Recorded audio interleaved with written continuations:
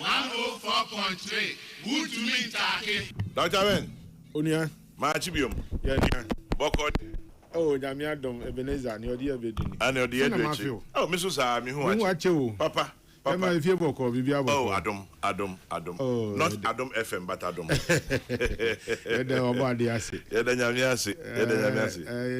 Miaminia. Reverend Charles was say Yankopon or Castle being can be. Obi okay, your hatters will be antennas. There'll be antennas. I pray what they are chair. Amen. Tell me, nam a Yamanansa ho baby. And now police in or stop or check ya. Yeah. To do or no beside me question, because I was ask my two voice, baby.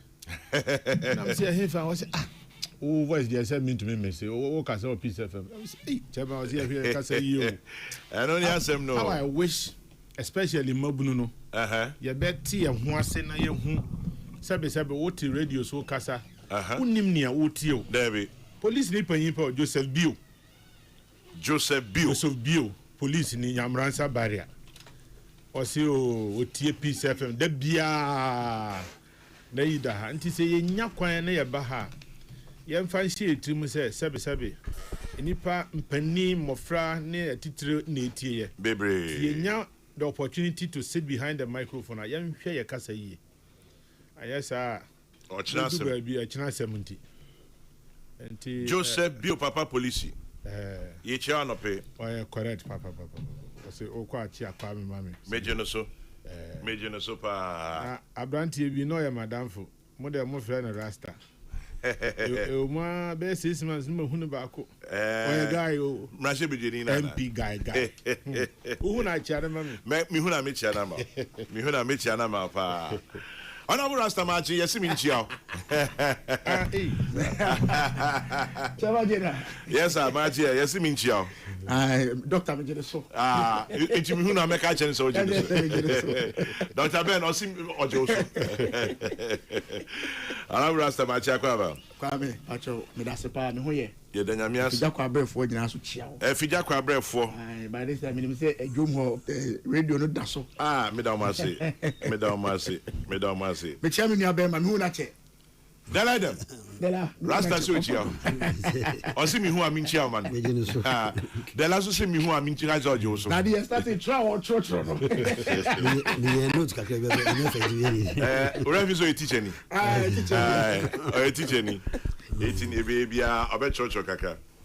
Now, the last church, yeah, Dr. Ben to say, Chibi. Now, Dr. Ben, Mimi Sao 500,000 Mebru and a compare Juma 105,000 a pack a qualifier. On my money, I bet you for 5,000 pay. I am Shishia. Yeah, they are manual 70 day, but so Reverend Team for you on my Chibi Juma. Yeah, or say, you will be at 200 cities.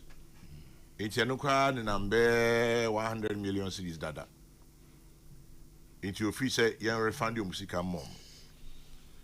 NDC Mebunu, that's what I tell you, say, so recruitment process and Koyisa and mom, almost soon a Juma. But maybe I mean, my aim is 500,000. See, you know, you 5,000 if you're not 495,000. My master, you're by the minimum. We have Mebunu or Ghana, ha, yeah, frightening. A home common, who is saying. Jama Medasi, Medasi, yeah, Joseph. And say, Jumentina, Minyakwa Maha. My figure for Papa. It's FM soon. I was Utumiba. Yes. The station is making so much impact. And Yamubi so a they say, Yame Amaya Quine, Amosumama Quine, Utumiba Habetray. Yeah, that's it. Chama 500,000.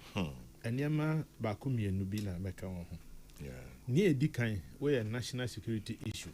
Yeah. A national security issue. Say unemployment. Say, and sa in near Jumayano. I'm here not born some Bonapa. Yamo a year Christopher, me Roman Nimapa. We are in Lent. Chama say, bon some, but to me a pair Jumama near or your ideal. ɛyɛ ayamhyehyeɛ nti yɛhyɛ aseɛ fi hin yɛbɛdu baabi a yɛbɛdu yi sɛ asɔman sɛ obi tie me no ɔkɔ online ɔkɔ check here about 3 years ago me say even the recruitment process is cruel. It's still online. That story is there. Okay. Say ye kura hwe kwanya ye fa so chairman na nipa no sebi na opa adwuma na aye genuinely obi o ha opa security services chairman me nyina nya na me pesa me ye pa say me di soja. Oh, body no so fine. You must have the interest, but me share me now for brigadier amwabu achimone omo maka na Germany omoka ne se yes one me di soja e bia nya me nso nim nia oye because niam bi o ha ye ntumi nyina obi o ha genuinely opese okodi ba che me onim enkoba se me pa adwuma keke minya fire service a me pe minya police a me pe minya we a me pe you must have an interest in a particular area. But and no answer say minya security services in Libya and no I have a question there. That notwithstanding, Chama say sebi adwuma na eni ho no bi say o eni e mame nkopɛ police nkodi. It is a teacher die ya o. It's a calling say wonni ahoma the commitment adwuma no wo benya kura no wani nye ho. Wani nye ho. Me metie say wo fa adwuma e wo banga wo ha ho. No matter how much you pay me. Menya sa restrictive adwuma ne say chairman no pass 7 betra ha na pon 5 mean to me. Inti that discipline to sit at one place and being at one place for a whole day and a whole week, you know, you must be yen to me. Inti, as I say, when you wow pay, no compare say adjuman. That is one party adjuman ho and any ho. If there were alternatives, if the anka mabuni come back pay, but o compare be na when you know, so when your mamin compare police, aha mamin compare immigration. Inti niedi kan adjuman ni ho, nyuma ni ho. Chama find ben ye first one. Ye fa say enipa retirement, resignation, dismissal. Enti nipa dodo say na call retirement in a year from these agencies. Nipa dodo say na resign here. Na nipa dodo say na ebia bibi nti wafiri adwuma nim. Nti vacancies are here na ye create within the security services in a year. Ebia na enye retirement, enye resignation, enye dismissal, enye death. Yes, but Ebiana be a news station space war yeah the various because security says immigration, GRA, customs, police, army, prisons, fire. Ebiana ye in human yatrim be a news stations. Ebia originally cry be here ni per 2000 but near this country as here 5005 there was space kakra because we TNT minister Pache said the whole system between for nipa 5000 e ho na me ban e bi su bisa say na 5000 and na mo nipa 500,000 anyway meet you chama anti ni edi kan say san ne ma ye di vacancies beba no police station do say na ebie in a year nipa do say na betumi afa immigration nipa do say na afiri ho ana nti o kan nyina bom a the vacancy no eni ho chama minimum obi so a ono or apply for military or san apply for police nti nipa sa no ye the county na did na appear twice minimum obi so a oye adwuma o baabi but ana megidi kankan and ope odo adwuma no ope so share uniform is me soja ni nti sabi nye se 500,000 nyina na enya adwuma ebi mu ye adwuma ebi adwuma o ye no sabi na ninye ho nti nia ono na kuma so open no ene so obeko police and obeko immigration nti eno so wo ho as a category na emum ese say ye yam hie empo no say 500,000 if there are other reasons nti a obi o ye adwuma deda obi a o ye adwuma o pese osesa obi a o to ha o kan nyina mfu ampo ye nye analysis no o kan fu ampo na say nipa 300,000 ena e pay adwuma chema ese say ye yam hihie because onye adwuma no sebe ena ye ka say obi pay data ono oni hwe kura onko ba bi no onko sere kakra eno so release stress no ni sika a wode koto opani net ye omo no mo kan e me dia me nuru ho omo say o sika su a o se kura we wonam chema ntie data yi se wo to 5 gig and out to 20 gig say untumi nkokasi awia o me ye cause esi na we mo me nkobo company bi din o ma awia me credit o to 200 cedis a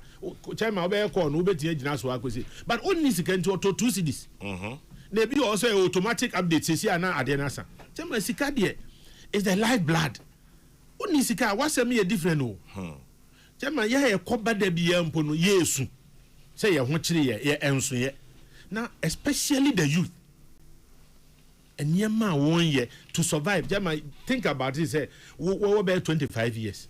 What could school awie? So could school whatever level, technical, university, debe. What could you know? Now unye dumanye. Now tifie. Now utumi ko parent was here man say 100 cities, 200 cities. Enye easy wo. Parent dan kasa no ne life be no obre no otua. Yeah. Inti other things who are than for to me enkosra no. Chairman, this is a big platform. I'm telling you this. Sorry, obi ba sorry beto collection. Yeah, kind first collection no. Me who 2 cedis are na half. Oh how? Tell me, half of that 2 cedis. Because you see about 2 second collection. Yeah, kind second. I thought say it was an error. Yeah, kind second collection. Now half of that 2 cedis. Essential. In this instance, what is can what Timmy no chairman? You be say me na make catcher. And you be I am the one telling you. Inti said one we have said nipa na dwene kra nya adwuma anka ne papam no wo de tusi na wa fair service fatum eya by force say chinchina second collection koto bi but look at society uniska ye koto no wa anko bi ote ho sanya ma we nyina edi ni patrimu dem inti okope adwuma na emu 105,000 qualify ya fa 5,000 100,000 aso man ye transi ni adwen ho a enunti na mekokae yantiase sometimes you may disagree with me but will you find reason to at least understand what I'm saying say sa polytechnic ne kura yiko here in university me everything I don't agree opinion you come ni so aweso anu me tiase da ma ka say you won yentia yete polytechnic you won yentia yete teacher training college okay, sabi, Missy Obin Tiasia, the fact that you disagree with me doesn't mean say untie ni America. Na na obi akoye BC administration. Obi akoye we chairman nipa do say na HR. Nipa do say na banking and finance. Banking and finance no specific obi adwuma na we bank no we. Bank do say na egu ye. Savings and loans, microfinance. Ahin na afrim. Ahin ye bia kan. Nti ye courses nyina anka ye kwase. Ye nkodi nkosuansa no chairman. They say, who show be a artisan? Me can't quite true. In America, we are artisan. Chemesika or Munyano. And to say, Yamo, a bench suit, a quarter officer, a condition bow. In San Numana, young funny serious, na did diagrono. Name Pono Chema, or more year for me, or Musi. So we are plumber, or a carpenter, police for no, and a soldier for no, and no more leverage. Say ye found one ya be engineer regiment near the chairman your profession near the co. Yeah. And no be mount advantage. But ye just see be sua bibi. I be mount advantage say echina BBSC yes Bank of Ghana BB a choku na ye pe obi na akoya ye nko fa sebe plumber bi onenam kwa ho ye pe obi o ye professional. Nti how are we developing any education na say we any ama A4 sheet no certificate no. Then how would they go? Into interview near bisa what do you bring on board? Nipa bebrebe sia ha nyina dent na wonko na yemfa. What makes you special? What distinguishes you from others? Inti ya kan yenja kan so mo bi nya na dwen say ya kan ye bejai. Let's look at our education well. Maka what happened about 3 years ago. Sebio ade antinye. Me wonyanse wom say obi ye elective agric student. Or passing the electives ni nyina na one passing English into want to mean to one education so ni okọ ye no nientia okọ secondary school na no ye ne niema o person obeye no sa subject no home econs wa passing nyina agric wa passing nyina business wa passing one passing English one passing way you can't progress. Yes so betumi asua English yes so betumi asua mathematics masaje no no okọ to aso dia why not? Tada no wakai honorable educhum o say yen STEM say nipa no say technology no peso osua fiase hwa no de anyi obedu soro no na wa ye expert nti yen hwe your education system no and the structure yen hwe ni ye say be ya reforms ya na enyuma no you say the private sector is the engine of growth enti esase ye ma ye ho hare ye na bi adwuma ekina nyame ye wadom na wo GRA of all the other sectors na obi bi adwuma na bibi nti woni ne kasa ye careful because it's not easy to run a company. A quite ben here fast as a mania, you bet me a DM, my dear human, are buying to me funny about 105,000. Until then, I buy by ye, I have say PCFMO, say despite group of companies, you know, say foreign company bar, yes, I'm a tax exemption. I don't hear to me, my despite group and now multimedia, yeah, mamu, some exemption, be I bet your mamu who haremo, I'm bet me a funny penny account. Let's look at this because media me am shimmy. Because chairman ye kwa be anope mo hwe be 5:30 chairman e ko no obaba be anyumre 5 omuti wo so omo track wo mo hu kwata ma opie ntama wo maye onye adwuma sabio e komode no na hwan na obetra ho ama e komade na ama na afamawu ana afamu ayare nti let's look at this holistically employment na ye mbisa ye ho se ye ko school no entrepreneurship ni ade no ye kire ni sen ekwan ben ye fa so a ye training ye suafo no aya me mpese meka moframa because obi kura nyi kura sen wo a wogina ho a wo kire na de no ekwan ben ye fa so a ye kire mo se wankasa akọ ko hye bibi ase but then you be an entrepreneur. I agree onye obia but say nipa no emu 30% kura efrim na omu ko bi omunyuma sa ka 105,000 keso bete and 30% so be fe binum enti the rippling effect is there. Jama me catch you that me yes say me kweye family obi say doctor pa kweye family na me say hey asma kan wo dwene ho what you ase me professor kweye family jama agura obi no bia na nani gi ho dem mo yes obe yes a it pays so enti yanwunwune ne ma no nkwa kire ne ahwe akwanya to create employment no enya adwuma a eda fom na enya nipa ba akwa so die aban ni o se so ye no onye ya ka no so ne sese ye na ne nyina nkamfu ano wa wunti obia bi adwuma wafa a wunti wugu obi adwuma no won say wo deprive another person so no so be nya adwuma.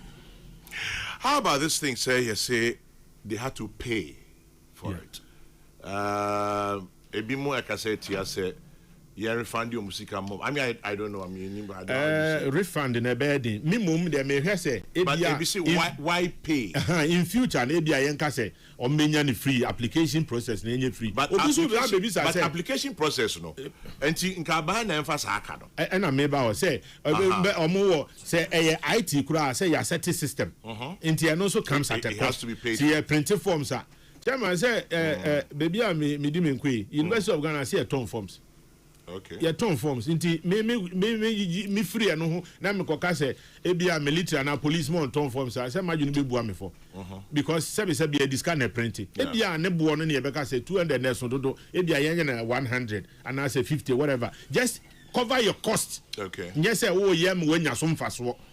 Me ni say anywhere you print forms. Ebia na nya ban no na ebia na contract you be so on yeah into the baby no you be doing fast one and fast one no na make a chairman at least kakra me printing no okay so into say form na ye no and me sure say we be print be we na be cost more na be 40 cedis into so dey am private company na no turn the system kra chairman because omo a be hwe so no ye already government workers 200 no e was at this point say yen refund no chairman feasible Nebo yanhwe going forward no. And even the process. Tell me ni hana ngofo ko di QA sabi ebi mu fa mu wuye. Even the process. Work. So we me tie ya say ya no online. Unfortunately, me to me try there with my mobile phone. Yeah. And then recruitment in there say just unya computer si wanim. Tell me nipa he depending on where you find yourself. And obenya access to computer, internet wo camera wo. Oh, there be some mobile phones between master. But their process did not allow mobile phones. Yes. It did not. Oh, I see. Inti no obi o ha oh yeah computer ni ade no. Tama you school and here ko ukotua sika na ya ma o kwan mo ata computer chi type your assignment ugu so type ya na aba be gu saka 5 minutes. We yam see be show no because asan we sika asa. Inti ada ne ya nya ne such that obi betua on the phone so obi say o start ya na ade ne nko network obi hu an say na ya time bound. Inti want you ya na log out is what fail. So inti genuinely no the system no amwa ebi no obi o ha anko no ankasa onya network sem ni ade no nya process ne famu a ebi anko be pass abeka 105 ase na wie ne se nka ko ye 130 and 140,000 kwa na pass ya still you be 5,000. Indeed there's a problem. There's a problem we have to look at. We have to look at beyond say next year, so when say next year nipa ankoto form no next year ombesa akwanti between now and next year no as on mine e kwan be ne ye fa so a ye bi enuma ama obi aye e na me kan to aso say won so enne wanya obi adwuma na wo ye bia e kwan be na wo fa so me kai Mr. Michael Nsonwa no I'm a principal to any college. Okay. Send your to college, if you cannot leave it as you came to meet it. Okay. Men say no. And yes, I won't and there will be a Juma chairman. So will be a phone line or pay a monk of what catch roll, 1 month of where we are seeker, 1 month a jump bonny, a first month of when you may obi o ha no be kan say service of me adwuma bio o dem music na ekoto ba bi mfa so kakra ka be ba ho no na gene madi enti yanhwe yesuban so yie enam osunti na obi nya adwuma nye ne aban nya ne de government you have the ultimate responsibility as I say wo hwe ne obetumi bi ontumi mie ni nyina na mu den na wo ye ma oman ma no private sector no so atumi agina ne na so ono so obebie nyuma ama nkofo anya bia ye. Dr. Ben Mamina say ewa ha but obi say Kokrokoo says ask Ochi Ankra, are there sandwich courses at the universities? Yes. In a country where we brag about BBI digital, why should we still be using paper forms? And also consider this: a carpenter and a freshly minted lawyer turn up to ask for your daughter's hand in marriage. Which of these young men would you accept? Kokrokoo, Enedi, and Obai say this thing about skills development. Yeah. Chairman General, you know my qualifications, my profession, and capabilities. I'd always had the passion of being an entrepreneur, but was nearly carried away by the flex in our profession until 2020 when COVID-19 taught me to revert. Here I am today manufacturing and distributing my Alpha Royale Herbal Beauty Soap. Anyway, I'm on my way from Tema, where I just deliver products to esteemed customers. Entrepreneurship is the way, but the problem is that many fear to venture into that terrain due to fear. Kokrokoo, Inti, Enedi, Eno, Ebae. I disagree with Dr. Benankra that government alone cannot absorb the unemployed masses. The NDC promised 1 job, 3 people under their 24-hour economy. Some of us won't sympathize with them today or tomorrow. They should employ all their disgruntled foot soldiers. Say Obama. Hey, Dr. Benankra, you went to Auditor University.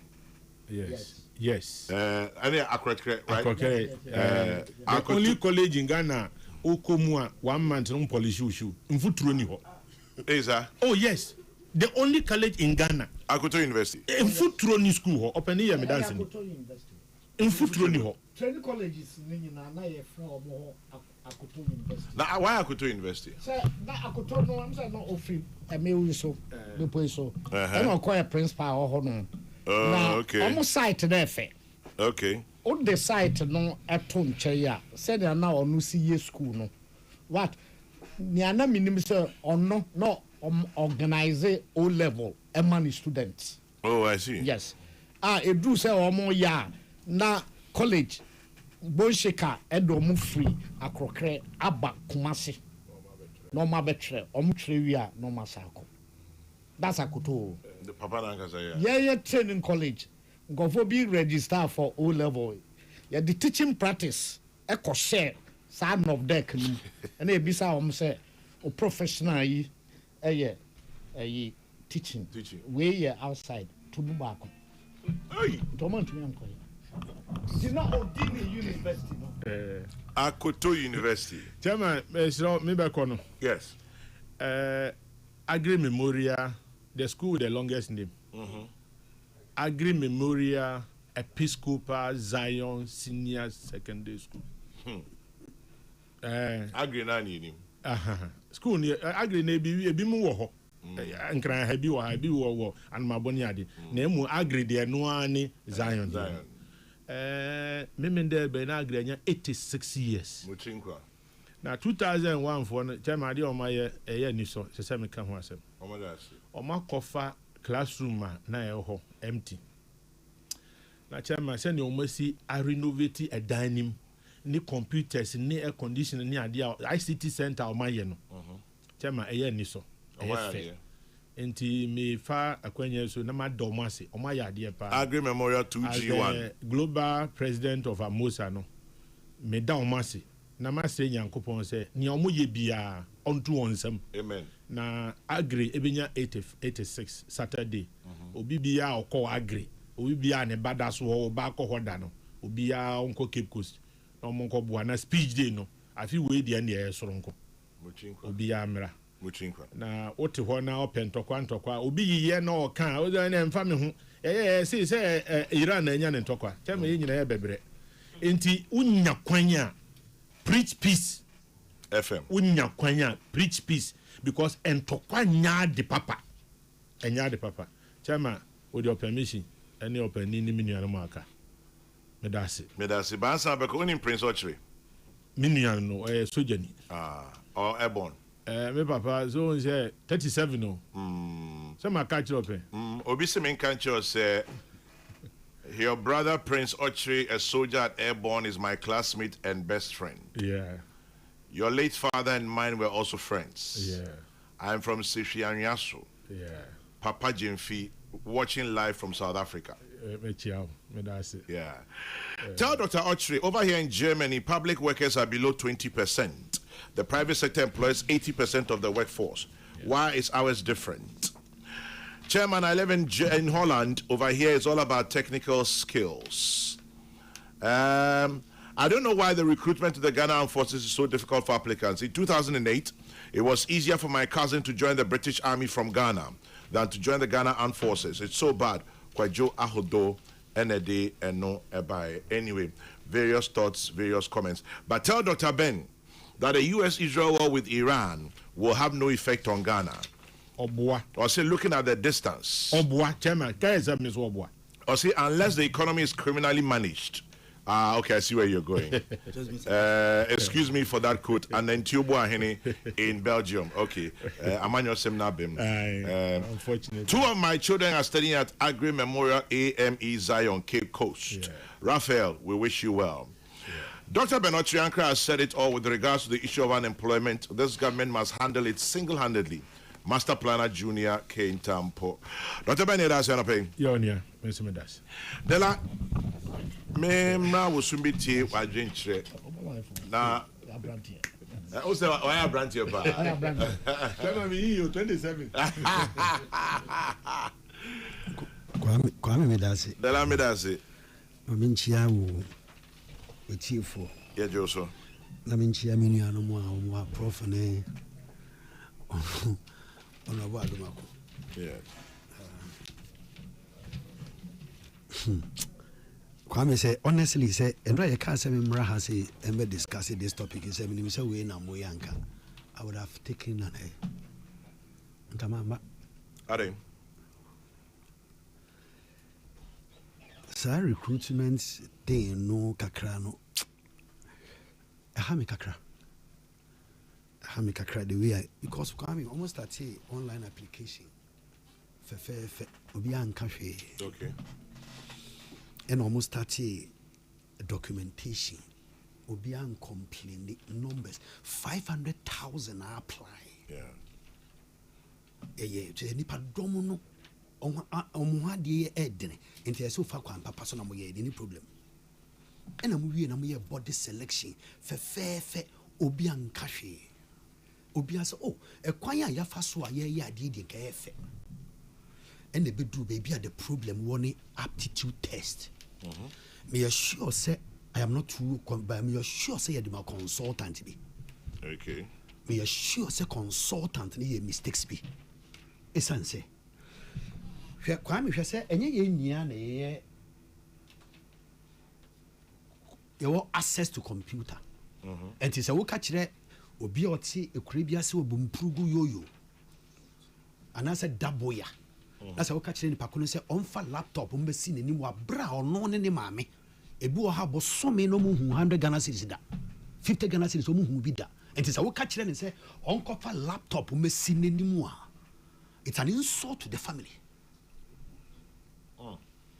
Kwame obi wo ho a otumi wo fufuo ya benkwan ye fufuo enam a edem no ye nsesawa ba ko pe awo busuanim wo de why national service no ko watena nkuro bi ase obo kusa ba ko pese enti sa wo ka che sa nipa no say onkope laptop mfansi nanim non fan tro ne final exams after online application documentation body selection wa qualify wa ba bedru you want to examine the person's knowledge say owoni media dey police adwuma no say me dey laptop this nanim laptop no odi si nanim no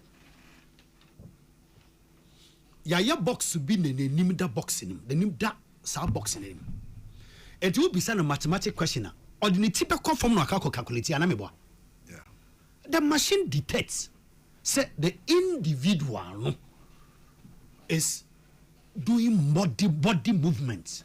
It could mean say you be na chair. It could be say process no machine to me stop no submit a result or questions in amount. Really? Yes. Now submit amount so we you have finished the exams. Kwame say box no a we dey beto ho no nipa ko nanim dem no. Nipa ko is supposed to look on the screen and answer the questions. Enti all answer questions no. Na say question ne dia na so person odwene mu kakana so nani ba from say the tiba from say ya. Nanim free sa scheme virtual screen na that screen no enti esi no. Esi ni say Esi no kwan he is seen the IA consider the person to be cheating. AI no. AI. Kwame say emfa nsa ukita handkerchief wo so ati exams no. Ena handkerchief ni fi won sato form ena wo kwa kofi akofa handkerchief ni wo form a. Until the moment I talk about handkerchief no form no why your body movement the AI detect say that is where I have a problem. No, wait. Is that what it is? And I say that is exactly what it is. That is the why would I come out this you know me very well. I don't tell me catch you. That is exactly what it is. My sisters went through it. Other people went through. Honorable Adoma Kona TBS and send the constituency people didn't go through. Prof is away. If I am lying, everybody. When I say Unimanka Wame. I'll say I say one man. Information we send Obi Owa on. And you want by Babuan Uncle for. A beer there, we are say SC what buying pencil. I not seen the sisters. Because the sister no. Said the Eki in Uncle for. Wouldn't Ghana has any see any man. A man yourself no babam says here. That is why I am worried. Don't you? Kwame, yes. Kwame, Kwame, 20 questions. Kwame, 20 questions. 20 minutes to answer 30 questions for the non-graduate. 20 minutes. 20 minutes. Just under 1 minute per question. Yes, and he said one thing. He says, "So your question, Prof. Your question number 1."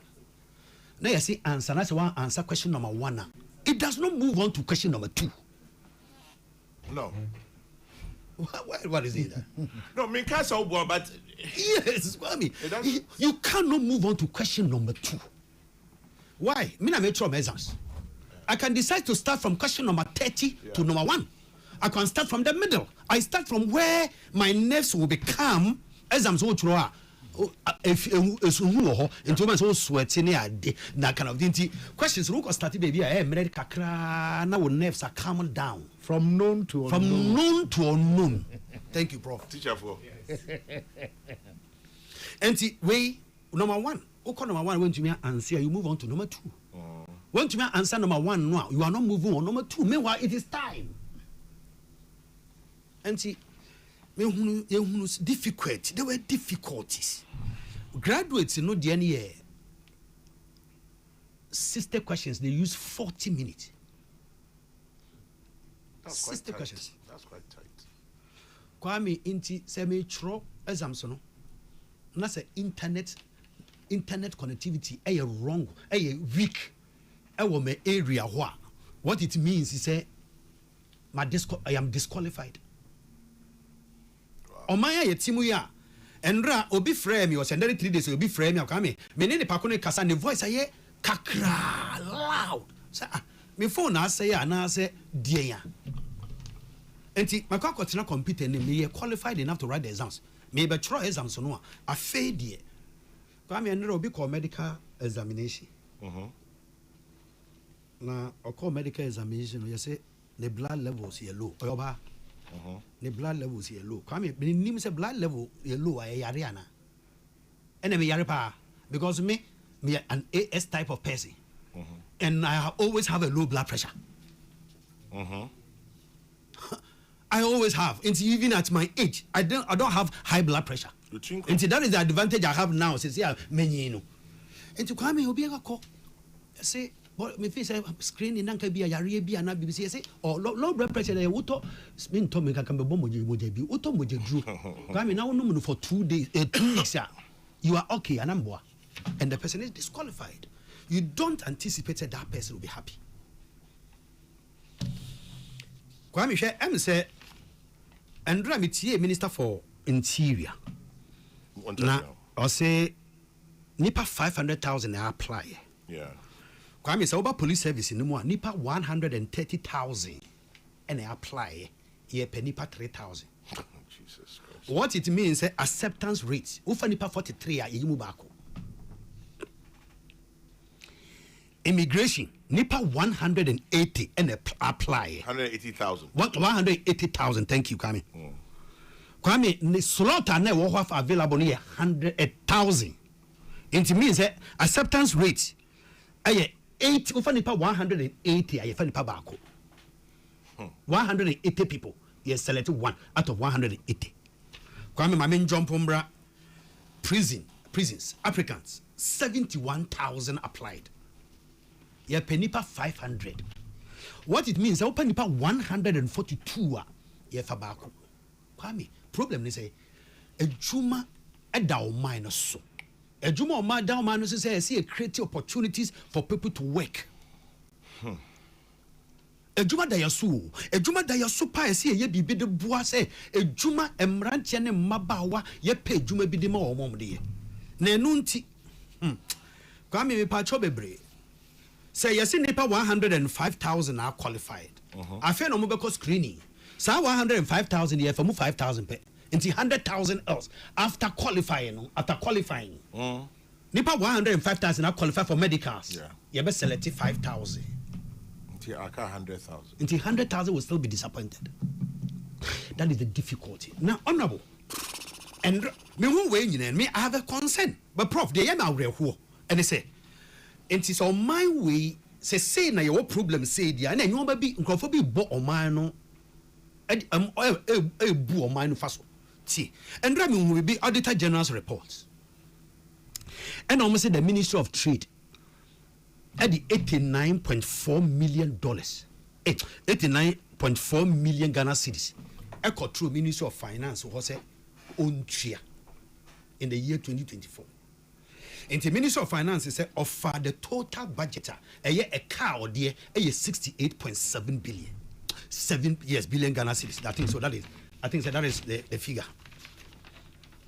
68.7 billion a car that was about here intabaye no se metua sa sika no a sika 8 sika dada no be 894 billion 894 billion any sika Ministry of Trade e dia kokoto Ministry of Finance in China or BB e BTA any other I'm say bank transfers and advice I just say da ho I just say Ministry of Finance no say the so we say pesika na betua eno ano enti honorable to force and take you over no ye na dwene say sa sika we no no yen investigation kakra na mehwehwe mu kakra na Auditor General no ba yo kwame ye the auditors they call almost say sika we one district one factory interest rate any government support kwame 894 billion yen farmer one district one factory companies interest and whatever government contribution enti auditors call bank 5 no a yesi wo mu ntua sa 894 million ma wo no wo mu call bank no bank is 5 banks nyina deny knowledge of this payment of 894 billion Ghana cedis. I get the point. Just a clarification, Kwame. Monsieur Sir, the came 1D1F no. The concept was that companies the banks no facility to support them under the 1D1F. I buy support as part of the component. They say interest that can say companies need to the banks. No, a bank will take a part of that interest. It says can I come and can buy my banks no on the basis that bank now advance a certain facility to the company. Interest no debate. On my company no, or my company to the bank. Okay. It's a core bank and a bank and they say you young for loan no crown farmer any panel. So that interest component no is moot. But then why is it say you young for loan no mamma? How come say my request interest is? I report we I am all for an investigation. I just wanted to give a clarification. Okay, say. Oh no, I know. I respect you so much. Okay, so I know how intelligent. Okay, say scan call banks be one. Okay, say call companies no no. Okay. I just wanted to clarify. Say scan we can call companies no. Bank no. You know yes, what. But then I think you know what you have done this morning. You have enhanced my knowledge on this particular matter. Yes. Because me economic bank I don't have. Just wanted to put that in. But I am all for a full investigation. Kwame, Ministry of Trade. Edisika 894 billion sikadada. Say young konko tuan bank say wa man crofo loan. Interest no a company nintua no. Aban tuama no 894. Ya call banks no a bank ni said debi. Yem fa sika mo bia we are not expecting that amount of money. That's frightening. Hey. Kwame Pacho says Kwame.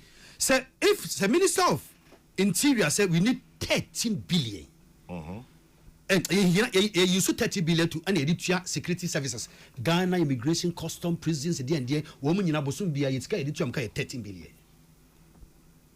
And you hear about 40,000 people recruit to augment the security service. But you need security. And see every year you have 5,000. Some of the make every year you say 5,000. It's a problem, they say. And it's 894 million yanka ye go to agree. And it's a sikano. It's yen to me fan fast am ranch and maba way out one mutifia your mo play to my. There was a second one. Kwame me pacho bebre. Report a Ministry of Finance say omotua 10.5 million Ghana cedis to buffer accounts. Say Ediania womo tode ma chama secondary schools no omo de kabinti 10.5 enti bibia that Ministry of Finance was say ye tua sa sika we sa sika ye 105 billion Ghana cedis enti auditors call bank million or billion 105 10.5 million okay. Enti Ghana cedis 105 billion okay. Kwame ye call bank ho the economy say account no a Ministry of Finance say account no ye tue sika no call no account no bank they say we don't generate that kind of numbers. Prof, mfan say bank account no. Yes. It doesn't tally with almost systems of account. Fantastic. Yeah. Fantastic. It's just as a fake account number. Yeah. An account named the buffer account at a commercial bank and no tally. In terms says a bank use 126677777. That number where you 88 something and yet their style of accounting point. But what the investment mechanic say the first one now come about 80 something. Yes. The money has not gone. Yes. Also now we argument say in Kasesika we bet me the recruitment. Says can that's all. I just want to clarify that.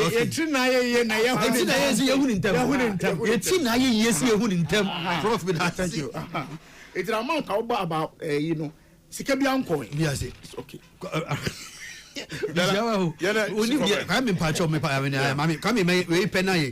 Kwame says sika ya call ye and also account na nim yam tie sika no.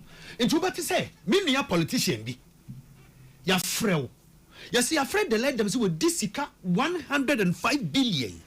Na nipa tupunkum say ye national security ni yoko ye akoko ama no. Na nipa wo bo oman si. Come here, baby, put the we can't be able to see from. Yeah, I'm say the audit revealed that the government of Ghana also contracted the company to supply 100,000 metric tons of maize. The Ministry of Food and Agriculture submitted stores receipts, advised as evidence of delivery of the 100,000 maize weights. Now it was worth 771 million. See. 771 million. That is almost 7.7 trillion Ghana cedis. Kwame, Yes. A bro no yes and supply. Your supply 11,900 out of the 100,000. And so you cheer 771 million. I'm will be more security or memo 80. Now you I'm thank you very much. The person can say.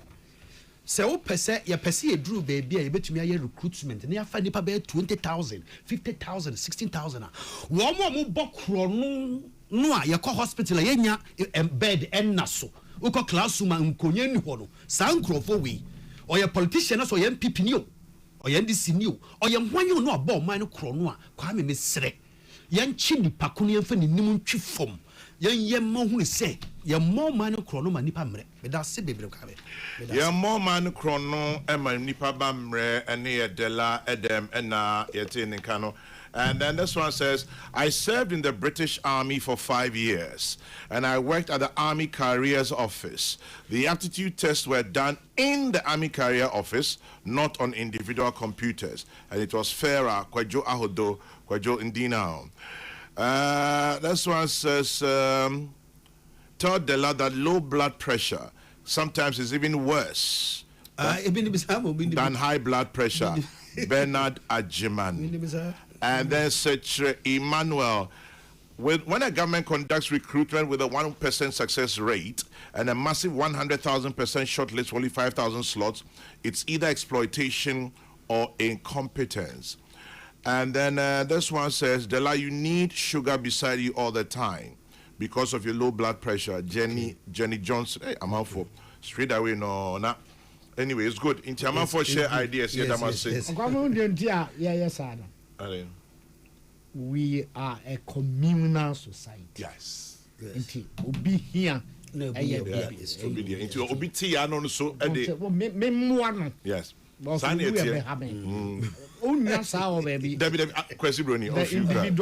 state. Yes. Chairman General, from the look of the security recruitment is clear. Government alone can't absorb the employment problem in our country. Exactly. We need to empower the private sector to absorb more to help the economy. Dr. Aaron Edu, UPSA. Until we get the notion of the state offering a large percentage of jobs to Ghanaians out of our minds, we'll always be chasing shadows. Government should encourage private employment. Anthony Addo, NAD and no Ebaye. And then from Australia, Wafadada Boy, thank you very much from Gold Coast, Australia. Gold Coast, Ohana Iranian football team.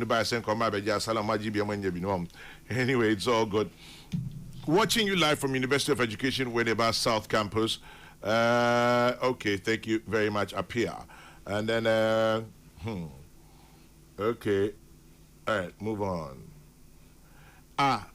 Did Della attend St. John's? Yes, I did. Okay. Nana Breno or say yes, he did. And from what I hear, he was an athlete. Yes. I watch you every day before I go to work. Thanks for your job. Catherine in Germany. Good morning from Accra, Catherine. Thank you very much. Of course. Okay. All right, everybody, some of them are saying the same thing. So the government should support the private sector. Nipa be Brady and no Abba. We are moving on. Time check is 10 minutes. Well, now 10 minutes past 10. Maxwell Kofi Juma says, let's be bold to call a spade, not a big spoon. When you demand that people pay money to apply for a job and you're not an employment agency, is extortion and heartless. You are simply taking advantage of the huge crisis of youth unemployment that has bedeviled the country for ages. And then this one says, notice to politicians, when they mount platforms, they shouldn't go promising what they have no control over. That is George from Ridge. Okay. You need sugar when you have low blood sugar levels. Okay. I see you need sugar when you have low blood sugar levels, not low BP. Okay. Odisha Jabeng in Hachum. The Minister of Interior rushed in putting out the figures because it brings hopelessness and raises more suspicions about fairness. And to my party people, though they have genuine cause and concerns, let's be guided. Give time some time and know that silence is golden. Charles Nyamina Samankese, who says, regards to my senior Della Edem. Is Della really an old saint? Yes. We were trained to be calm. Why is he not calm? Newton of faith. But my nature, that's who I am. My nature, that's who I am. When a loan is granted, there will be an agreement stating the interest rate and the amount involved. The interest on the loan can be verified from the bank statements of the recipients, and so it must not be an issue. Eric Amponsa Boateng, tax expert, ND Eno Ebaye. Kwame, every time there's a handing over of government, they hand over arrears. Always some turn out to be scam to defraud government. That's what we should be worried about. Joe, I know that part. I don't know.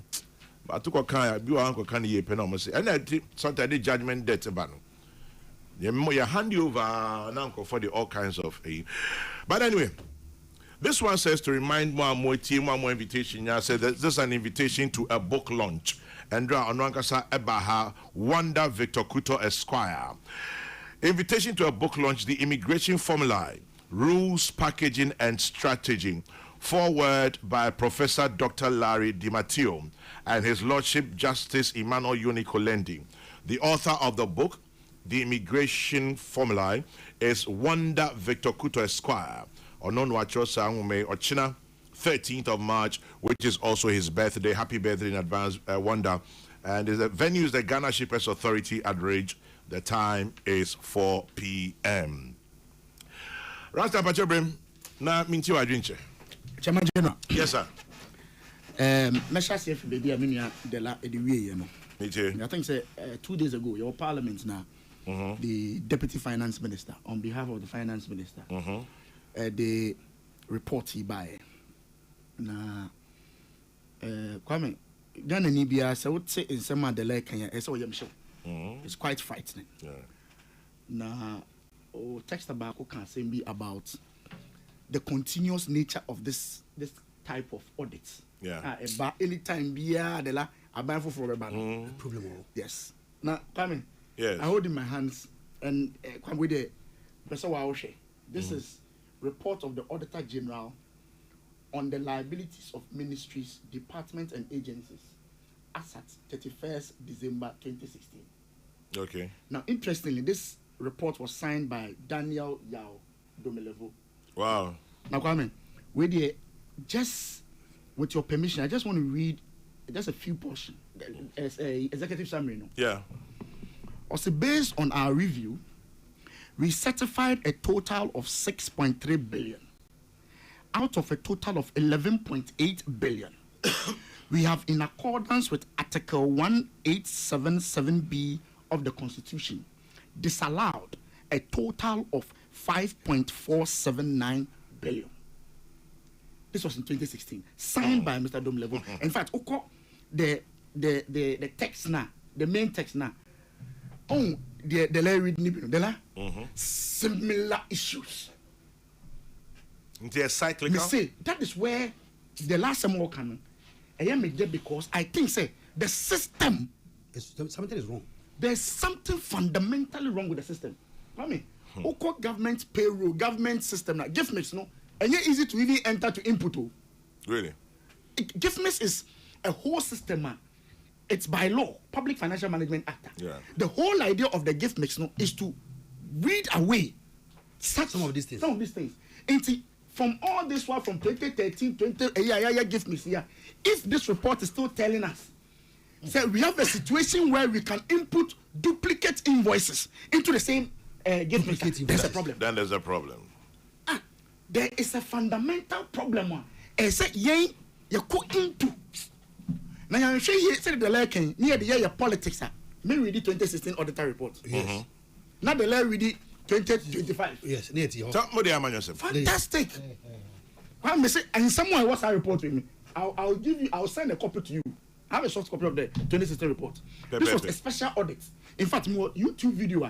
Now don't go Kufuado. Said the Weberma Samuel. No. Now do you know Flash Staff House? There's a YouTube video.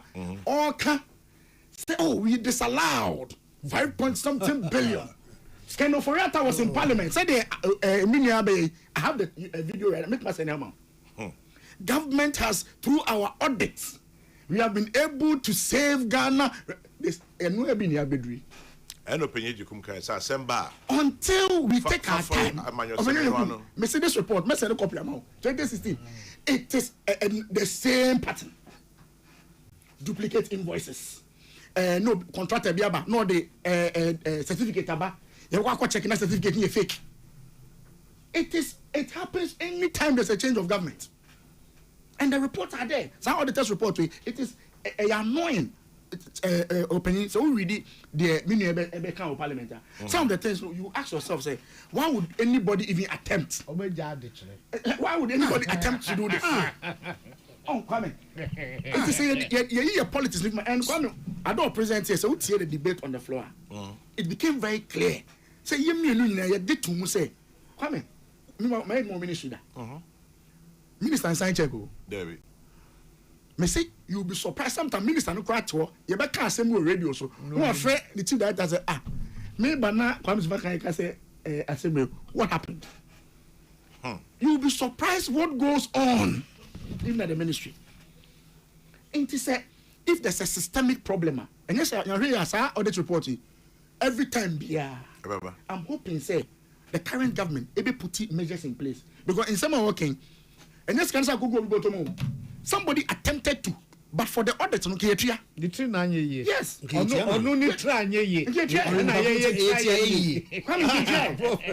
And you'll be surprised that some of the ministries, you will say, defense minister, he rushed to the chamber because you're board defense. Also, they don't even pay on invoice. In the assembly report, because at the ministry, before we make it authorize it goes to the gift mix. Into invoices are some more kind of you see, but that is the problem we have. Every BBN, politics. Mizuba already reported, and the interesting thing is that Obo figure now, from the other side. Hey, course we need because you have to capture a certain feeling. Mood. Yes. Mood. Absolutely, a certain mood. Then I can't say me. Obi no tie say here as more can enya no. Because hey, aden. Who see your first can go my bank? Bank they say oh, account no can was anyhow. Is that not strange? Yeah. It's strange. How did somebody even have the courage to do this? To write a letter, post it through gift mix to the ministry, set up authorization for payment, when indeed there's no bank account. Hey, Ghana. But come to think of it, that's a intimate here. But that's the point I'm making. But Kwame, but for the vigilance, and it's the same thing that happened in 2016. Ooh. But for the vigilance, what's my announcement? All payments should stop. Your person should the cost and say payment. Yes, you should stop on cease. You start investigation. It's interesting. This was signed by Mr. Domlevo. He himself. Or see a brand 11 billion so on here, or check here 5.4 billion was fake. In 2016. This happened in 2016. Why people are doing? Fast forward, just 8 years down the line, Kwame, we are back to the same discussion. But that time, somebody a man yourself. Kwame, they make a one me too, Pepe. Me say that time in your parliament say, can the cancer not be happy and go for? Hey, because 5 point saying. Then also the okay, me are converted to billion. Oh, we're quite pay. We do it all the time. And the technocrat and the people in the ministries, no, they understand, say, so they are down there still inputting into gift mix. They are down there. Until say, you better into the system. Appointment soon that they be inputting double invoices with the same numbers. How does it happen? Who is authorization? And should we come to this person? How do we balance and improve the system? That should be the focus. Kwame. It's good say it has come up. Say they see last time, it means say we've not learned anything. Kwame, but we have to change it. The good thing is that Kwame, it has been referred to the Public Accounts Committee. Okay. It's also another opportunity. Me sure say park chairperson, no say why you bold you know bra, but TV so. What transporter you say for grains, you say for 50,000 tons, only 30,000 tons. Not just the contractor is known. 20,000 a car anyway. It's what the TV show. No, you busa was 20,000 over here. No, which him. say talk Ghana for asuma you never to asuma to asum so then we take the next action. Yeah. And opening until so sometimes we have to punish. If we don't punish these things will keep on. Because every time opening na pesika dia recruit me etuan kwala now you blame game no I mu kwa dey 5.5 okay we got the 11 more league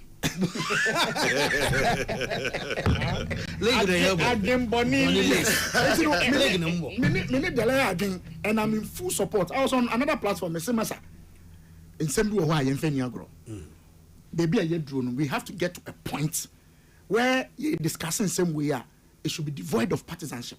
You can say I deal with your course no and yet you find a way to stop it. Otherwise next 4 years next 8 years I'm mindful for about cease all payments. Moment check it, you see another report, Baba. Another and we keep on sir, every year. Said the liking. Says can we keep try? Can you imagine? Recruitment as a year coming. In case you make my funny penny account. Yeah. Keep my funny penny account. So I agree with you about the point. Say, get it to a point where people must be nationalistic. Yasha won sa. Ghana won kaka. Kwame, recruitment as American. Opening, official budget ni ma. Yeah, you did 2 more parliament. Yeah. Say compensation, you remember 11.4. Recruitment. Yeah, just 2 more parliament. It means they didn't compensation. In parliament, you did a compensation too. Say. Say remember Interior Ministry for compensation, which includes prisons. This animal. Mutaka ultimately that's it. The amount has been approved, appropriated. Sika you debate your fan kwala you bet you absolutely. What just to it doesn't for more than 5,000. He can't. Really? It's me say a appropriated amount. It will only the here. Ain't he adding to the funny a ton funds the reason? Kwame, you see, I want to bit but I just want to first make the point say the ceiling for compensation has already been approved. For the 5,000. It's been approved. And much training inside that. Says a finance minister on my budget hearing. I'm a finance minister and say, Minia and Traha say this year, baby, I was a CA. Sika met me the amount now the salaries in here. Period. And they are appropriated by law. Yeah. In fact, so person call above it, it's all back to parliament. Yeah. And Okobro so with Yamra. If you go down, nobody Okobro so with Yamra. It we have already appropriated. I know about the we have. It's gone. Wow. Yes, the only thing that can change is when you come to mid-year. Yes. To come and do a review. But when Takari says here to a watch it that. So when they come to parliament, budget where we call committee. Committee will not break your chair and say prisons say it has been appropriated. The only problem with the Kenya is the new system what they buy. System what they buy. Kwame. Into your protocol na. Offer the only micrompa. Last of micro na me grami.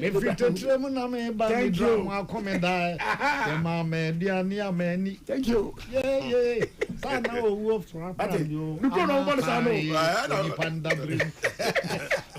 Oh, Mami, one kind. Internet as a man, painting pompetia, internet as a no, and yet the Muka hello. I have a town called Japonko. You're too baby. Japonko. I see a chain. I'm a official buffer, as on the result of my. The network, even telephone network. Japonko ding. And then Pakulo Hana or choice. Me come first 5 minutes. Who say I won with 3 votes? Japonko, 1 police station, only 6. All the results never really. Now me deal with 3. Now cut Japonko. I be free as through harbor. Now through everybody was on tenterhooks. Because Japonko, that's how agents need to form. Eba. Yes. What can change on for computer? Embassy. Kwame. On for computer. And computer also a software computer camera room. It is not any computer. There are some computer with that camera. Until the camera room. And important more the open man in there. I'm the boy, yes. That is where I think the minister faulted. The idea, no, the year and say, no, pursue the personal interface. Ni free ho. So the beya boame for we shame no oyi free ho. But I think say gradual. That process should be gradual, Kwame. Because about the trim, now about the cherry. Kwame. Painting pampetia so ko abroma du kro. No get almost so mun fa computer ni so many more. Kwame, net so person say on fa no. Why you not free? That's what you want to say. Kwame say my sending voice e bia ma old producer. Be say no man. Course. Oh, so say you want to come. Oh. Oh no, you disqualify me. Oh. You disqualify me. You disqualify. Me so e machine am okay kwa me minimum. Kwame, obi exams or hen nim say. Or you anything say computer so copy. O copy wine. O copy wine. No, only to disqualify me. So the pressure on Nani is because some people have genuine concerns span and conform. Yes, in a pass mark is 65%. And obviously 65% obviously 78. Yes, we in Max. I know quite a number of conform constituencies. That's on by Hinkro. Ben Kumase. Yes, and on better internet cafe. No mabe. Kwame, what form the 200? Or Saba internet cafe no every 1 hour be only 50 cities, 60 cities. It's so 3 and so 250. We are the lorry fair. Our they come by your oh, really? I was disqualified. My simitrasi. It was disqualified. Kwame, we are independent man. And then he said, I know your protocol granke. That is why people are complaining. MPBA man 10. That is why people are complaining. The point is that on to me far more. Your man compensation limits. Into a real. On to me far more. It is quite to say because you have a limit. No, oh, per coin be so. And the be a free one. Said they got 5,000, 6,000. And they like an Kayama be MPBA 10. MPBA 10 across both sides in Nanka Yede. There were number 5,000. There will be 10. I know be 20. Asa. I see they discussing. Problem now make us know. I see. Problem my the process now. You the fair muno. Come ask for in comfort form be brainy and yen answer mo. Every year be a police for more nipa 5,000, 6,000 number far. No, my. Oh, you invest in scraps. Yes, a motor forms. You know, just that this amount will not as 500,000 forms. The cost involved, no, even before you finish your examination, and do better 300 to 400 Ghana. Come, Mr. That's all future treasury and what by him grow. What better internet cafe just to have your exams. It will be if you have bad the case, you can hear that no 300 cities. What's out of form 200? Yes, it will calculate saying no, shall the cost a car, gay yam is washing, or so nobody, the opposite me be out the catcher. Wow. As I'm not also. Yeah, but that's where it is going to. Yeah. And you see, Kwame, and now, for interestingly, once a chamber holder, no Mariana a banta. Minority leader raising a question, and once I the sorry, that's the truth. Because only the baby a drone, no the family as rank deputy ranking member of majority. Obi no so protective slot. It in press a bit fin the constituency abandon. Yes, small. Minority leader. Now win before ba was mini ba kokra. Eh, how? Win ba ko say. And not here. Na ni na obi afeli. And easy. It's a difficult conversation. It is any processes now. The family them feel say yes, computerized to take away the human interface. Good, but they say facing opinion taking into consideration. And semia na apanya mark start kind. Oh, and I make say and no can't summon no parliament, and not about the fraudulent aspect now. Yeah, I'm talking about. He was talking about say they are not private company. The issues are becoming. Me say the other side agreed. Because at the time when I offend you cannot result in starting my until your bonus so born. She said, who say it be a pending. And pending. They're independent. result no baka obebi o computer ni biade ato pending me ndi a me bisa any pending results no anyama yenyama yenya ho aduma ebinu ko medical for medicals o dey near pending that is a unko o say ye wo late admissions so we are saying David but bro late admissions kwabre MP late admissions ade no ya body poawi yes it pending for nyamunya yes Kwame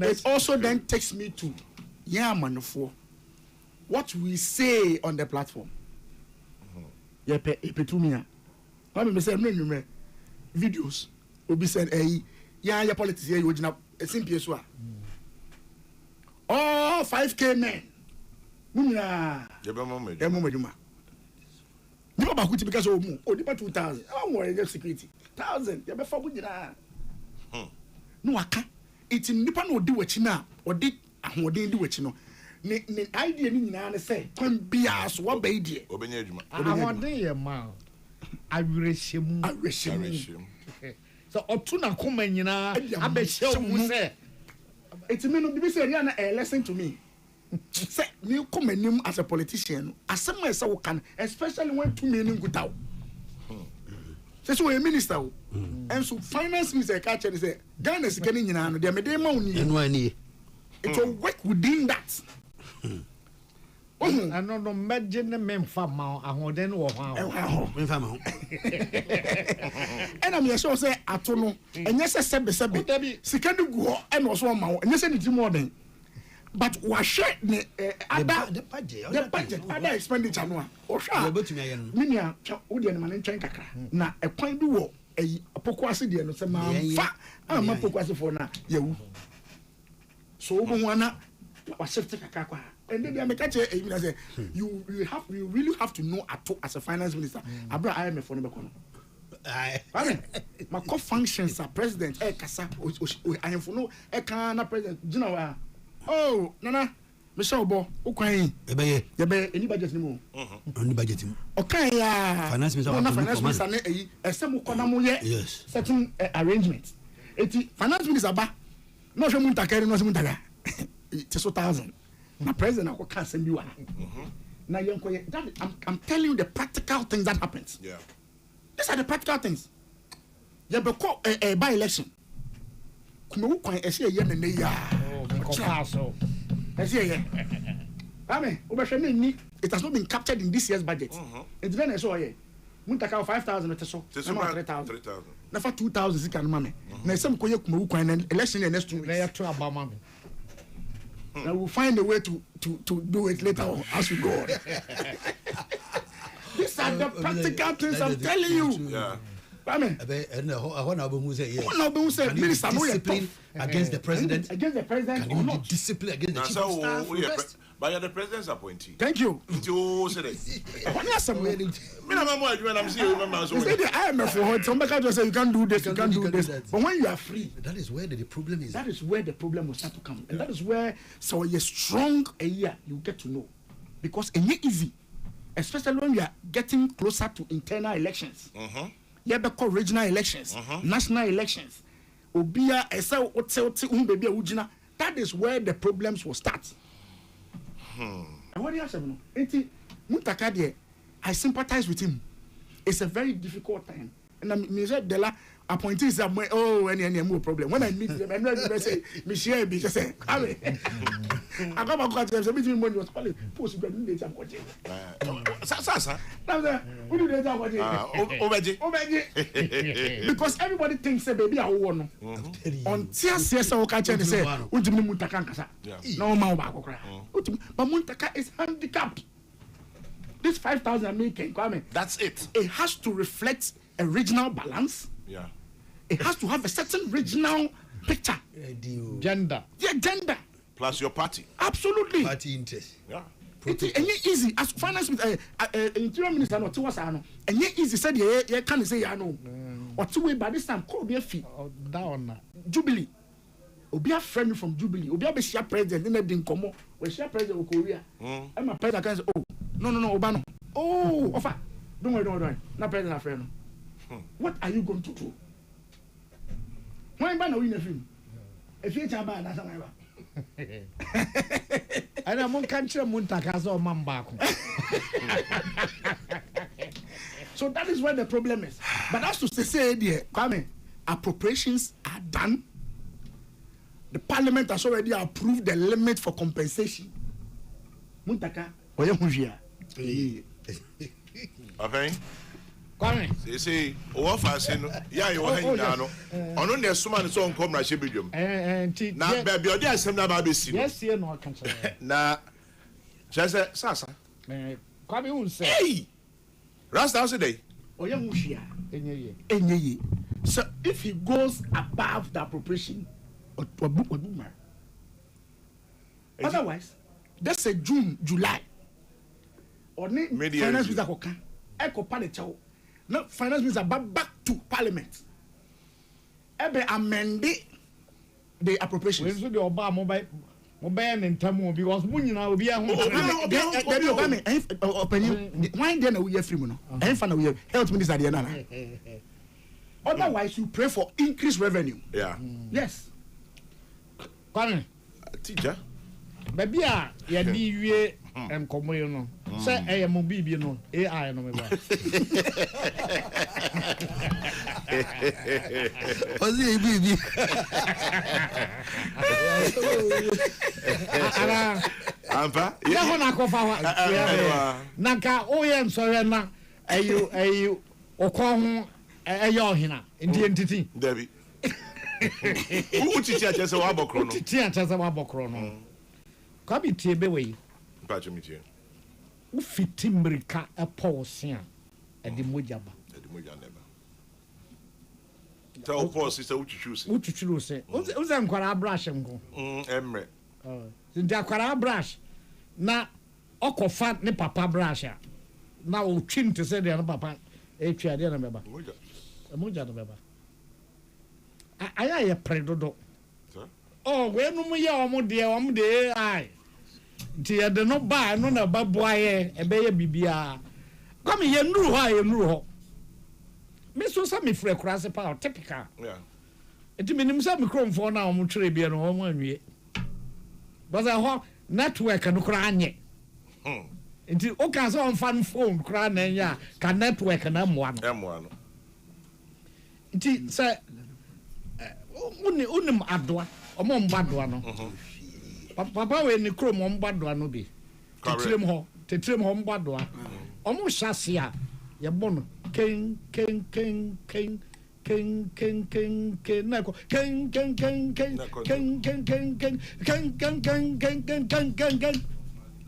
ago hyase boko kra na agro na nkasa man ho so o ko wanim no bayan de ye hyase ma agro no so na fa agu ya pagya no na atofom se tim come a picture we so a cansem pitre oman say yes ye na ye din kai Black Star of Africa na afia ba ni anyam fia duoson bibiam Ghana ye de edi kan enu ni ebi ne ye wom sese ye say oman no hwa afanan bebria niam ankoyie na yamfa nsha ban ba ko say enu ho na eba no say obi ye na adwen say oh MPP for na ye NDC for nka ho no bi so da bi ya how nyina every NDC for ya yina picture no mfoni no a black and white ohun ni pan ba to ohun nanim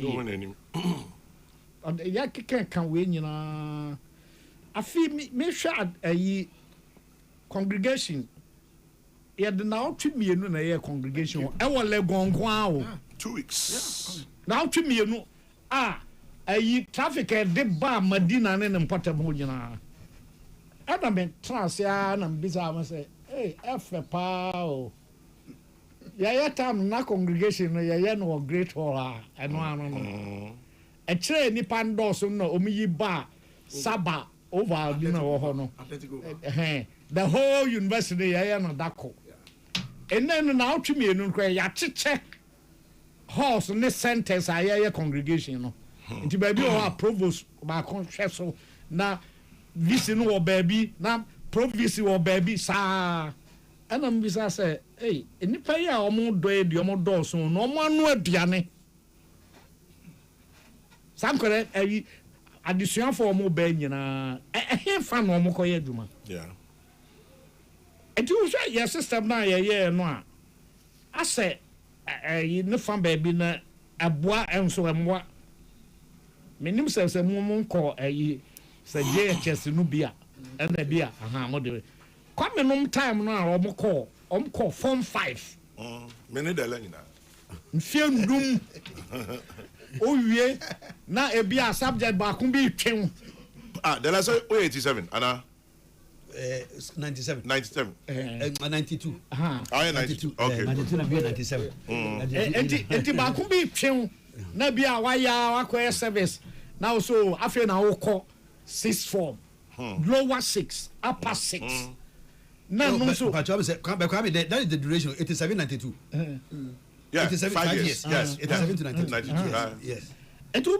be no form 5 no where wura 6 form obi o general paper we twa physics chemistry biology general paper tweno atwena sign na no oba traffic kakra na fe o se north deck jemie be kakra into umra university mu enko wie mfie miensa no na wo mfie nyinyini kakra anu krepa when call 3 years ebinum penso kra de 2.5 years and a buy and dam 4 years se sia and they will baby rural university level 100 when ni baba so announce also me 400 oh nan say yeah I na say o yam hye say na o be wie na ehim fa no o be fei na no so ayasa ana o man no so ya nya ahoboa se school for wi abani nyina ya obabi e do mo kohye na ya so ya mpa bibi nso enka ho ente e na nka o man ba ko we security services nko a na ya me from mo fra ha me but so me me mo fra na empem say o ha ni akire obia adwun say that say my tribe baby bebre anye yie ne me fa security obi o ha adwuma na okoye no enya ne pewo ne kon no nanso adwuma ni hontie ne no be tie brigadier mensa nunu nunu mensa nunu mensa former yes no can say nya penan kwada no bi pe na adwuma edi honti yeah ana omko board dompima ebi efremu edi ebisa say ehye fa na adwuma wo gana ha say pe ba bi adwuma wo kra onu say omko training college nso ebi o ha wawie na unya yem place you unya station because ebinyo and only financial clearance yes adena ye din it just a private sector ya na mother roma mo besusu emu but so hwe Peace FM enne mo other FMs na Peace FM Hello FM OK FM Neat FM now kind nipa UTV o do mo asabia press omo ye cleaners wa ha ne ade nyina ne mo nkrofo a omo kokko shoot newscasters ne omo so omo kokko di information ye interviewer atasa mo so ma ye mo fam de ma ye bi pa GBC nipa sen na GBC nko betumi afa it is like radio stations here are no so and ko ben ke ewu o and ka be ha o man no pa na e break on nyina na ebisa ho say aban no so de ben na oye aboa so hwe ska na kan ya medin blaster for ska de ben fie na kan ya medin Peace I mean, fancy wa. Oh, pay you same way. And ka factory bet to me a be a pa near Juma de Bano. Na ya kwa na certificate Sam. Na ya sa ba. But obey Oka factory assembly a chima drink ko bibi so. Say enya nka eye amanyo semwa ye de ya. Nya the lady be 2 dwe. Yes. Nka one district one factory. Say nka ye ni ya. Na ka na dru no no. Nka na dru no. Nka ye ni ya. Na ka na dru no no. Because your fan said district be how many districts? 261? Yes. Now the FA say it means even 150 mpua. Now each one funny per 100. Na ka na dru no no. Nka ye kwa anymore. Say yeah no. Na ye kwa me nkroma if I'm kwa me nkroma ye nya kwa me nkroma. Over 300 factories. Ah ye guni na. Ya di bia ya sorry. Unfortunately. Nyamsum ye o. But na mom gu factory be fa nipa na fa yenko boye nsam nsade. Debbie. I have been kakra. You think 300 factories plus 200 plus 150 factories. Into your potential of bare 450 factories and a year juma na. And can so better. Baby. Eti on come there I who we are seeing. Me say me hu kakra. So oko pension onye active service. Yeah. The come eda me say o me dey me nko school no. O ti ho a du ba bi na so ani ya. Enti akora no wa sori kra onim se ese me dware na me se matade na me kwadwuma no. Ete awofo no omo breso kakra. And I've been dreaming so a woman cry. Eti ekwe nyina ebe nyina MP4 ho kire wo mo. Awofo ho kire wo mo. Asofo because obi banya nanka oba sorry ana question a ya to no ke nyi bi ema no because e so odidi.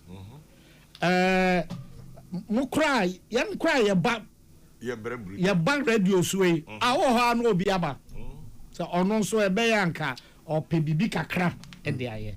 Iti on no dear ne asa ya dwini nyina our elections so. Says ya dwini 2028. That's all. Ya to about 2024. Ya dwini 2028. Oh no be adwini. Ho no bia de na dwina kwhye. Ana ai MP account 2016 the see the la account 2024 the see iti onim baba yenten. There be any honorable there so. On say remember tell be a yakofuru mu a man no de twitwa gya no mu na ye de ye chim ye de aso a mo be man no so bi a tententen ase pole na eda no kon ho ana ase na se wadodo a tell be ase nimu no kosi fom also yes ana kire no so asi fom any friend baba yenten it is say no man ase ye twa de no na baba yenten na edi adencheche ehwim kwa nimu na sa ehwim abetri enti ekọ MPP na nkrofo na support a defend betu twaje enema ankoyie nyina finance minister ye betu twaje no na esa hwan ko ha na de krona asaba enti hwan na omo ha no yen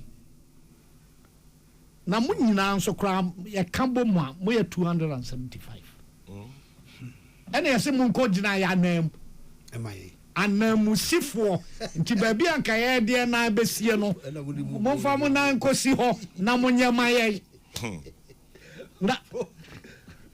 na mo mpre ye yiedie emaye de ko ba se yiedie a mo kopre amaye na afibia beba na bibia si na kwa me wuyi politicians no to nchen so a technocrats no onim say minister bi me money din o se tore bi a obe pon no anwumbre kra be 7 wache mo no na an accountant ekra documents ejan chese o momodia e kina ye say ko we say ko ndie momodia na yensan omunim kwa so ote hodada onim adwuma na ansa na wo ba e na onim kwan ya fa so na ye bo nyansa krono eno so onim nti oba ono ye kama sa ahwa wo ni ntuo mu da maka sente sa pa ade a ade na yakodu sabre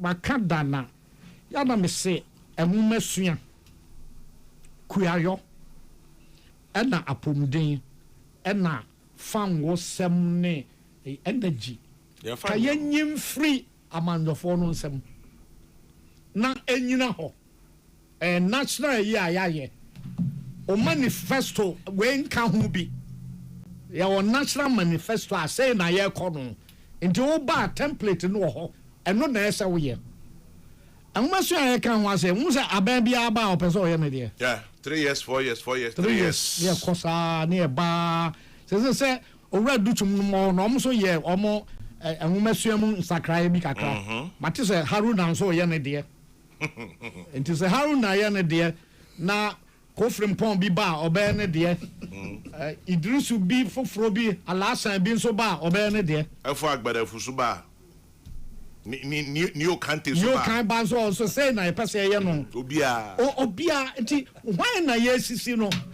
enwumasua oba agrika ba kono ne friends planting for food and jobs say friends say BB for all Dela what do you know on the Dela refi enti brofo okay yes mesro say midi we betwem na ayare ho na me ka about 1D1F yes ye central for ye bi minua kuma ba kokweku nti ni oye Alpha Royal Herbal Beauty Soap wakotwa mfoni bi abrem sesia I chanced upon a sachet and bottling water factory. Open it to you. Feed Ghana. And about planting for jobs. For food and jobs. And I'm here planting for food and I'm here planting for food and jobs. Now rearing for food and jobs.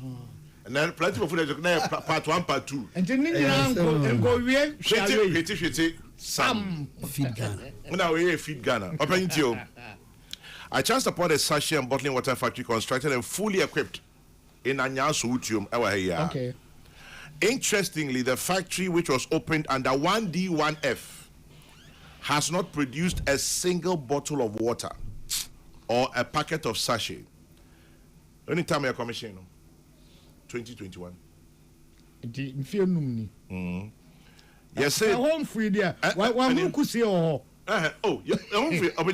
I know they are sending me. And they actually, this 1D1F bottled water factory was built by the GA Central Municipal Assembly under the leadership of Honorable Dr. Emmanuel Lamte, Municipal Chief Executive, May 2021. And yeah, how the holiday general.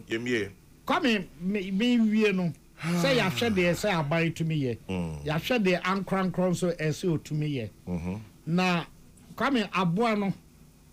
Se okrawa ni sunku ujaina ni sunku apanyi me ma onwe mpese utie we so back ba me menu apanyi ni ba ko bra apanyi me mbodi ana odofu okay oye odofu na sabi omo afu na nkasa no asanko mu school oye kuani mapa awesua mu school ye danyam chese ye can agri business we are being brutal. But I say, Kwame, are we sure people want employment?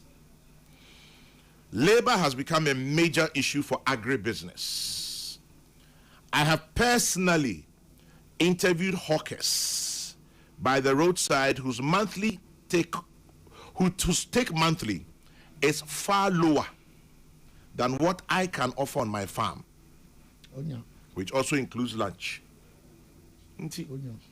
No loyalty, no taker. Enti ho na me ba no. Se aboa no okurawa ni sunko. Se uja no nso a ni sunko. Ya say ye mofra be wie school na wo munya adwuma ye. Omo anya adwuma ye no. Se na ye kura wo mo e na adwuma omo anya binti say ye jai wo mo e na omo ye adwuma. Sa subanya o mudi wura adwuma mu no ano so ka ho say on ayi doctor kono kan say omo a omo nya adwuma no omo na ema nkofo enye omo akono so omo be fa adwuma no nipa ne nam ho nya adwuma ho ni sunko obo modia na ofa na adwuma mu nso a eno nso ni sunko wanwia wo a kokotako entisa odem kokwa sasa obadwumam asa oye asa onye sabiem esa ema na omu na bobe no nan onim so opon na num na afa we ne bag ketwa na we na hwehwe na afa na hona odi ni tri atoso obetwi na nim because to be saw airport na me copy ticket me jira obe 15 minutes me hwe na na oye na nim say oye na so please are you done afa na wa bobrim opa dwuma no na ne sunko se no onya dwuma na se ogi se de opeso ye bia e na woye ti se ya nya suban de kwasi broni adwuma untimi nkode na musa born dog anna omo ye adwuma no so ne ha ba kon e ye phone serious phone nti oteho na mo bibi no piapia so say customer service wo jele nim no kita and I say we say Instagram o say X o say hwan o no we tue CDM oh be TikTok oh be TikTok o tue CDM na be TikTok oh adwuma mo I can't do it's all the adwuma ho come onum say me so on na bom de phone no ye o adwuma nti onum say me fa phone mba studio da ama studio me fa phone kwa sorry be ka kyernya me say be sewa sa no nhwere mi ensa mi be di ha die bom me ene mabusuanfo nyina ho bai ne nkofo enim nyina na obi amfre me say bibi nti na me wa sorry nti we nyame but obi ntumi mfa phone no nto 10 minutes gbere simadio na onyan hweso never enya dwuma no we gbere ba students no ogina say ni table ni ana ese ultra de no ya no to ani no o miemia so akohin what best school say usua de yes me ntra wade na me gina wa nimu etre me cheche mu mani abre akora una we ni abre no sasu ben ya de ko wura dwuma mu do be hwe na output no eso ate kakra bi expectation there high yes ade no so sa wo ye dwuma no kese a na dwuma no ebie ama emfaso na ba na atumi afa bi aka ho to wo do phone sem no ama dwuma no ekofo nti ye ka we nyina na ye hwe suba no kwame me wie no se ba hu se wo tab na so me na so ona bo se omo wo BBC sa we say hey we say I know my friend emotive expressions na African for and can God oh sir hey oh Yesuban ba kono no yeah kreti ade no na for the motive expressions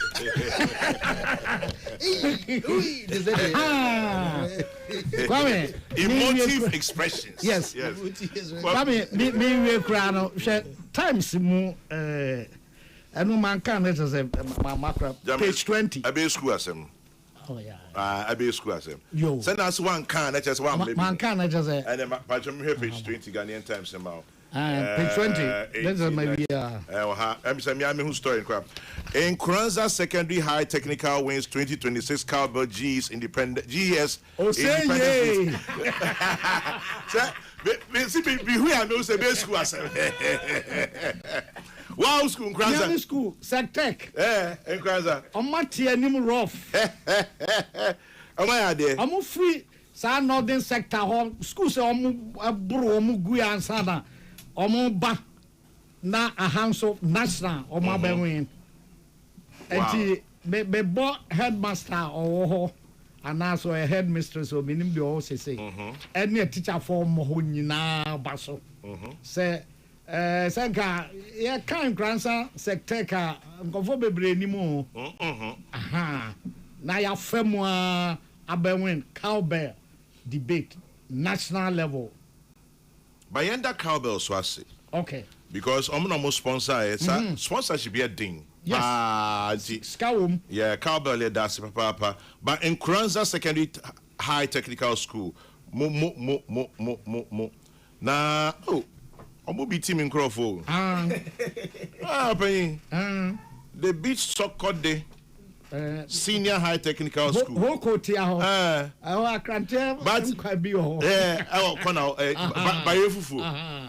but nanya bad 260.33 points for Nkranza and 244.67. Yes. Hey, am I idea? Oh yes. Am I idea?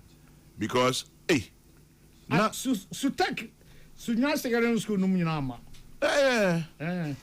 Because schools are EBT wa how? Yes. In fact, Span Oda Chemu say Monicas. Structure.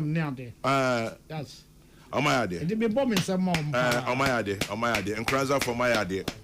My idea, papa. But so called them beat your man and shame me, but and it's well deserved. Very well deserved. Now, opening a young back on a branch back on a CPP ning. Your friend or say Kofi Aqua. Okay. Or say Kofi Aqua say. The episode in Kokrokoo be famous. The Chairman General, remind we politicians of your favorite quote. Quote, from afar, the picture is always different. It goes for both NDC and MPP. The CPP has said it over and over again, and I'm saying it today. Maybe the Public Accounts Committee should be given prosecutorial powers. Again, maybe the Auditor General should be given prosecutorial powers too, to prevent this annual ritual or laws must be amended and made strict. God Save Mother Ghana, Osei Kofi Akwa, National Communications Director, CPP. I wrap up on that note. And then I said we saw her. I don't know if you've been to Rwanda. Yes, I've been to Rwanda once. If you haven't, give it a try. Well, I have, Justice, I have. Once. You would appreciate how Ghana's 69 years has been disastrous. What we know best is taking partisan politics or talking partisan politics from dawn to dusk. Justice Abeku Nichinofe, fortunately I've been to Rwanda. Fortunately I disagree. I agree with you. Unfortunately, it is who we are. It is who we are. Say wako Kigali dapa now she. Well, anyway. Prof Midi Biamika, meaning say Biadela any honorable Rasta enemy nyadrin because someone or me frontline politicians. Prof, 4 years, young way. Any. I wouldn't say. And come on, you do a CCA. One who figures are the lead them about. Any figures are, and you're from 24. Any figures are honorable Rasta from 2016.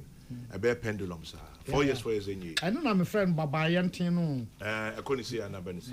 Any. President Kufo Kai, all free power. Say, in fact, before President Kufo, only Nipako raised San Komo we are Ghana for 2 years. The late Vincent Assisa. Oh, yes. I remember. In 1999. Yes, 99. And I've arrived Vincent Assisa. Yes. I can't say, ordinary share that year. Sad democracy 4 years, MY. Inti say, you bet to me, in Kayen starting, you don't say, Bia, you better either say, or 3 terms. And now say you been 1 term of a long period. And yes, start so NDC. Oh yes. Into your chrono. Papa Penimu. Your chrono pa. Yes. I remember. Your chrono pa. So time now I'm for Pentame to Rollins. Into your chrono. Fast forward. It's true. President Kufofia Bemu. I was in the last State of the Nation address. He said it. And no cancer. Yes. Now me opinion. No correct. He even requested for an upper chamber. Yes, an upper chamber. Opinion say ya share answer say ya di. That's to say any bekono. Ya yen ebia 1 term 7 years. And now 1 term 6 years. Now yan strengthen parliament for oversight responsibility. Opinion idea yanko bebia. Uncle Bebia, it's true. Enko bebia. Sorry. Enko. It won't happen. The kind of development here peno enko bebia. Say ebia nke I say president. Obeba ebia 1 term of 7 years, but Parliament on which we have 4 years. Inti one share bedroom review. We are president, but Parliament only majority. Davi. But today you're president, so that it will strengthen Parliament. And yes, I'm fat. So now can you 224? It's less than 2 years. 28. But you're doing 28. You're doing 28. Kwame, me your PhD candidate we are. Your department. Obakun free Uganda. Okay. Now language and politics. Yeah. And also our current president. I say Uganda our current president.